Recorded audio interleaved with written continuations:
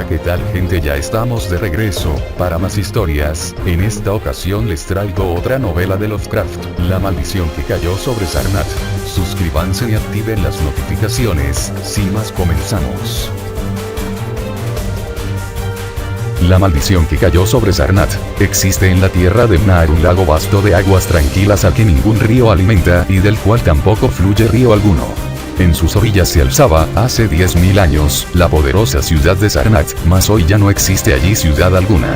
Se dice que, en un tiempo inmemorial, cuando el mundo era joven y aún los hombres de Sarnath habían llegado a la tierra de Mnar, a la orilla de aquel lago se alzaba otra ciudad.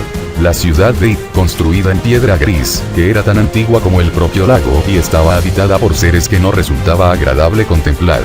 Muy extraños y deformes eran tales seres, cual corresponde en verdad a seres pertenecientes a un mundo apenas esbozado, aún solo toscamente empezado a modelar.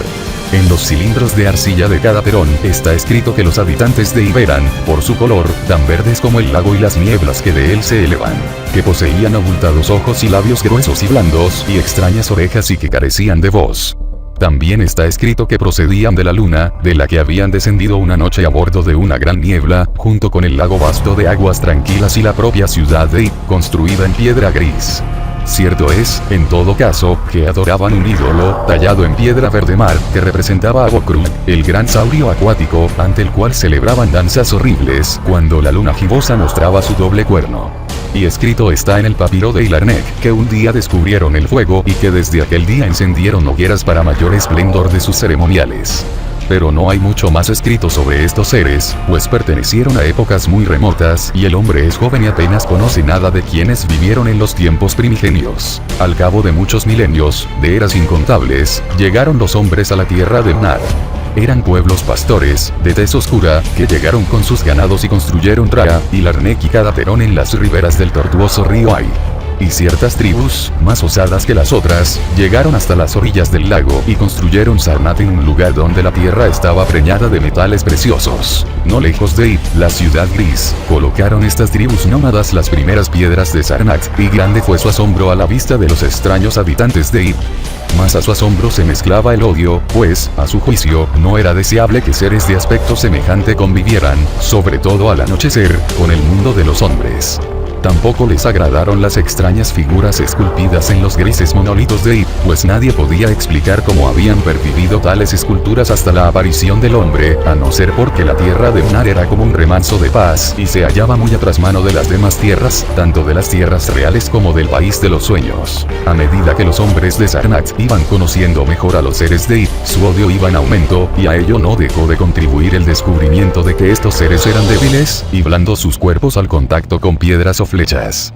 Así, pues, un día, los jóvenes guerreros, los honderos y los lanceros y los arqueros, marcharon sobre Ip y mataron a todos sus habitantes, arrojando sus extraños cuerpos al lago con ayuda de largas lanzas, que prefirieron no tocarlos.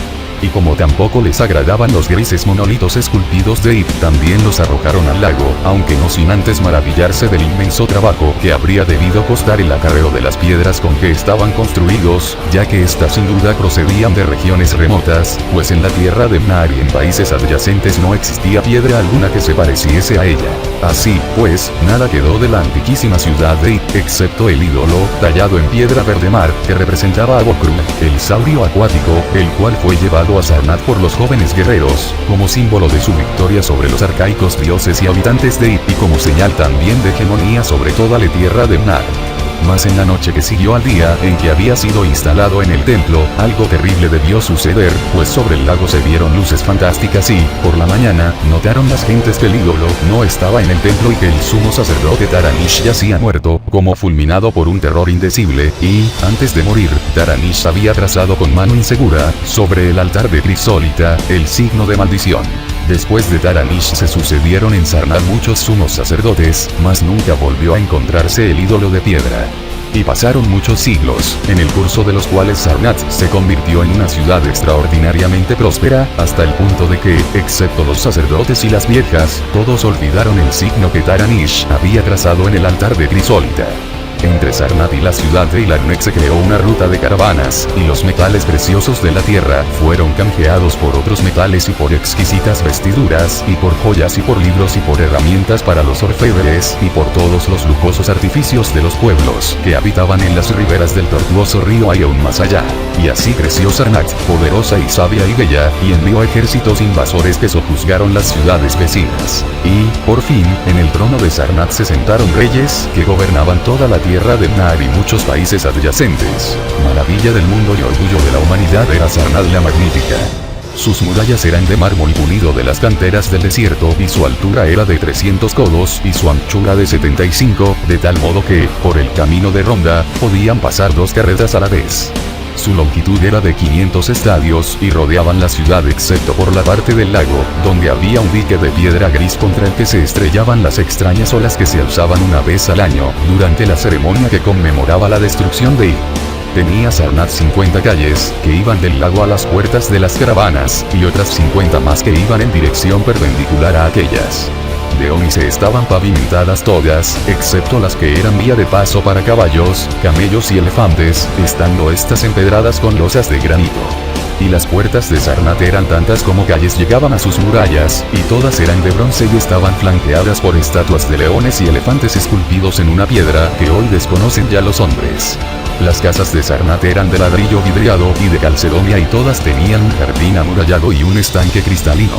Con extraño arte estaban construidas, pues ninguna otra ciudad tenía casas como las suyas. Y los viajeros que llegaban de Traea y de Ilarnec y de Cadaperón se maravillaban al contemplar las cúpulas resplandecientes que las coronaban. Pero aún más maravillosos eran los palacios y los templos y los jardines construidos por Sokar, rey de tiempos remotos. Había muchos palacios, el último de los cuales era más grande que cualquiera de los de Traea, Ilarnec o Cadaperón. Tan altos eran sus techos que, a veces, los visitantes imaginaban hallarse bajo la bóveda del mismo cielo. Sin embargo, cuando encendían sus lámparas alimentadas con aceites de doter, las paredes mostraban vastas pinturas que representaban reyes y ejércitos de tal esplendor que quien las contemplaba sentía asombro y pavor a la vez. Muchos eran los pilares de los palacios, todos de mármol veteado y cubiertos de bajorrelieves de insuperable belleza. Y en la mayor parte de los palacios, los suelos eran mosaicos de berilo y lapislázuli y sardónice y carbunclo y otros materiales preciosos, dispuestos con tanto arte que el visitante a veces creía caminar sobre macizos de las flores más raras. Y había asimismo fuentes que arrojaban agua perfumada en surtidores instalados con sorprendente habilidad. Más superior a todos los demás era el palacio de los reyes de Mnar y países adyacentes.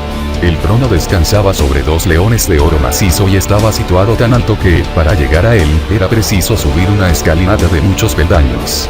Y el trono estaba tallado en una sola pieza de marfil, y ya no vive hombre que sepa explicar de dónde procedía pieza de tal tamaño. En aquel palacio había también muchas galerías y muchos anfiteatros donde leones, hombres y elefantes combatían para solas de los reyes. A veces, los anfiteatros eran inundados con aguas traídas del lago mediante poderosos acueductos y entonces se celebraban allí justas acuáticas o combates entre nadadores y mortíferas bestias del mar. Altivos y asombrosos eran los 17 templos de Sarnath, construidos en forma de torre con piedras brillantes y polidrumas desconocidas en otras regiones. 1000 codos de altura medía el mayor de todos, donde residía el sumo sacerdote, rodeado de un boato apenas superado por el del propio rey. En la planta baja había salas tan vastas y espléndidas como las de los palacios. En ellas se agolpaban las multitudes que venían a adorar a Sokalar y a Tamashi Alobón, dioses principales de Sarnath, cuyos altares, envueltos en nubes de incienso, eran como tronos de monarcas. Las imágenes de Sokalar, de Tamashi y de Lobón tampoco eran como las de otros dioses, pues tal era su apariencia de vida que cualquiera habría jurado que eran los propios dioses augustos, de rostros barbados, quienes se sentaban en los tronos de marfil. Y por interminables escaleras de circonio se llegaba a la más alta cámara de la torre más alta, desde la cual los sacerdotes contemplaban, de día, la ciudad y las llanuras y el lago que se extendía a sus pies y, de noche, la luna críptica y los planetas y estrellas, llenos de significado, y sus reflejos en el lago. Allí se celebraba un rito, arcaico y muy secreto, en execración de Bokru, el saurio acuático, y allí se conservaba el altar de crisólita con el signo de maldición trazado por Taranish. Maravillosos asimismo eran los jardines plantados por Sokar, rey de tiempos remotos. Se hallaban situados en el centro de Sarnath, ocupando gran extensión de terreno, y estaban rodeados por una elevada muralla. se hallaban protegidos por una inmensa cúpula de cristal, a través de la cual brillaban el sol, la luna y los planetas cuando el tiempo era claro, y de la cual pendían imágenes refulgentes del sol, de la luna, de las estrellas y de los planetas cuando el tiempo no era claro. En verano, los jardines eran refrigerados mediante una fresca brisa perfumada producida por grandes aspas ingeniosamente concebidas, y en invierno eran caldeados mediante fuegos ocultos, de tal modo que en aquellos jardines siempre era primavera. Entre prados verdes y macizos multicolores, corrían numerosos riachuelos de lecho pedregoso y brillante, cruzados por muchos puentes. Muchas eran también las cascadas que interrumpían su plácido curso y muchos los estanques, rodeados de lirios, en que sus aguas se remansaban. Sobre la superficie de arroyos y remansos se deslizaban blancos cisnes, mientras pájaros raros cantaban en armonía con la música del agua. Sus verdes orillas se elevaban formando terrazas geométricas, adornadas aquí y allá con rotondas y emparrados florecidos, con bancos y sitiales de pórfido y mármol. Y también había profusión de templetes y santuarios donde reposar o donde rezar, mas solo a los dioses menores. Todos los años se celebraba en Sarnath una fiesta que conmemoraba la destrucción de Id, durante la cual abundaban vino, canciones, danzas y juegos de todas clases. Rendíanse también honores a las sombras de los que habían aniquilado a los extraños seres primordiales, y el recuerdo de tales seres y de sus dioses arcaicos se convertía en objeto de mofa por parte de danzantes y vihuelistas coronados con rosas de los jardines de Sokar. Y los reyes contemplaban las aguas del lago y maldecían los huesos de los muertos que yacían bajo su superficie. Grandiosa, más allá de todo cuanto pueda imaginarse, fue la fiesta con que se celebró el milenario de la destrucción de Id. Más de un decenio llevaba hablándose de ella en la tierra de Nahari. Cuando se aproximó la fecha, llegaron a Sarnath, a tomos de caballos, camellos y elefantes, los hombres de Traea, de Ilarnek, de Cadaperón y de todas las ciudades de Nar y de los países que se extendían más allá de sus fronteras. Cuando llegó la noche señalada, ante las murallas de mármol se alzaban ricos pabellones de príncipes y sencillas tiendas de viajeros. En el salón de banquetes, Nargisei, el monarca, se embriagaba, reclinado, con vinos antiguos procedentes del saqueo de las bodegas de Bonot, y a su alrededor comían y bebían los nobles y afanábanse los esclavos. En aquel banquete se habían consumido manjares raros y delicados, pavos reales de las lejanas colinas de Implan, talones de camello del desierto de Vinas, nueces y especias de cidatría y perlas de metal disueltas en vinagre de Traga. De salsas hubo número incontable, preparadas por los más sutiles cocineros de todo Nar y gratas al paladar de los invitados más exigentes. Mas, de todas las viandas, eran las más preciadas los grandes peces del lago, de gran tamaño todos, que se servían en bandejas de oro incrustadas con rubíes y diamantes. Mientras en el palacio, el rey y los nobles celebraban el banquete y contemplaban con impaciencia la vianda principal, que aún les aguardaba, aunque servida ya en las bandejas de oro, otros comían y festejaban en el exterior. En la torre del gran templo, los sacerdotes celebraban la fiesta con algazara y, en los pabellones plantados fuera del recinto amurallado de la ciudad, reían y cantaban los príncipes de las tierras vecinas. Y fue el sumo sacerdote Naika el primero en observar las sombras que descendían al lago desde el doble cuerno de la luna gibosa y las infames nieblas verdes que a su encuentro se alzaban del lago, envolviendo en brumas siniestras torres y cúpulas de Sarnath, cuyo destino ya había sido señalado. Luego, los que se hallaban en las torres y fuera del recinto amurallado contemplaron extrañas luces en las aguas y vieron que Acurión, la gran roca gris que se alzaba en la orilla a gran altura sobre ellas, se hallaba ahora casi sumergida. Y el miedo cundió, rápido aunque vago, de tal modo que los príncipes de Ilarnek y de la lejana Rokol desmontaron y plegaron sus pabellones y partieron veloces, aunque apenas sin saber por qué. Luego, próxima ya la medianoche, abriéronse de golpe todas las puertas de bronce de Sarnath y por ellas salió una multitud enloquecida que se extendió, como una ola negra, por la llanura, de tal modo que todos los visitantes, príncipes o viajeros, huyeron empavorecidos. Pues en los rostros de esta multitud se leía la locura nacida de un horror insoportable, y sus lenguas articulaban palabras tan atroces que ninguno de los que las escucharon se detuvo a comprobar si eran verdad.